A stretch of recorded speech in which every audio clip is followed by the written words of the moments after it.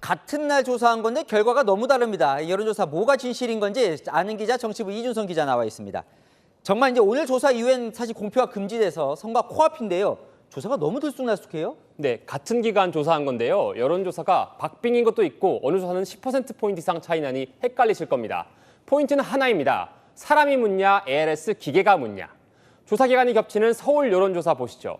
ARS 조사와 전화 면접 조사 차이 6%포인트 넘게 납니다. 대구도 겹치는 기간인데요. ARS 조사와 전화 면접 조사, 격차만 놓고 보면 13%포인트 차이 납니다. 24일 조사가 겹치는 대전 두 조사, 15%포인트 가까이 차이 납니다. ARS냐 전화 면접이냐에 따라서요. 전국 다 같은 경향입니다.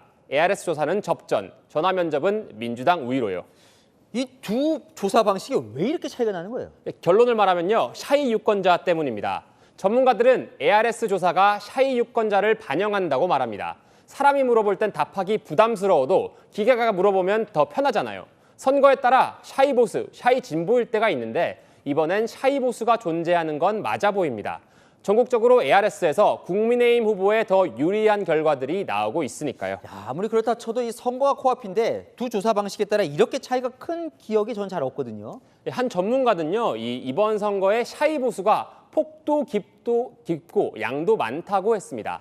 데이터를 보면 알 수 있다는 건데요. 지금 국민의힘 지지율은 20에서 30% 사이에 머물러 있는데 이 선거를 앞두고 과거보단 비교적 낮다는 분석이 나옵니다. 반면 이재명 대통령 국정 지지율은 60% 내외로 높은 상황입니다. 국민의힘도 마음에 안 들고 대통령 지지율도 낮지 않은 상황에서 흔쾌히 보수 후보를 지지하지 못하는 샤이 보수층이 많다는 분석입니다. 이들이 그래도 답하기 쉬운 ARS엔 응답을 한다는 겁니다. 자, 그럼 이 국면에서 이제 가장 궁금한 건 이거예요. 실제 투표 결과가 ARS와 전화 면접 조사 중에 어디 쪽이 가까울까요? 네, 현재로서는요, 알기 어렵습니다. 핵심은요, 이 샤이 보수가 투표장에 나오냐 마냐입니다. 선거는 누가 좋아서 찍거나 누굴 심판하러 나오는 싸움. 샤이 보수가 야당을 꼭 밀어줘야 한다거나 정부 여당을 심판해야 한다는 열망이 크면 ARS 조사와 비슷하게, 이게 아니라면 전화조사와 비슷한 선거 결과가 예측됩니다. 마지막으로 이거 하나만 좀 짚어보죠. 이 부산 북가 보궐 그 선거 조사와 관련해서 과표집됐다는 얘기가 나오는데 이거 어떻게 봐야 되는 거예요? 이 최근 한동훈 무소속 후보의 상승세, 이 조사들을 두고요. 한 후보 지지층이 지나치게 반영됐다는 겁니다.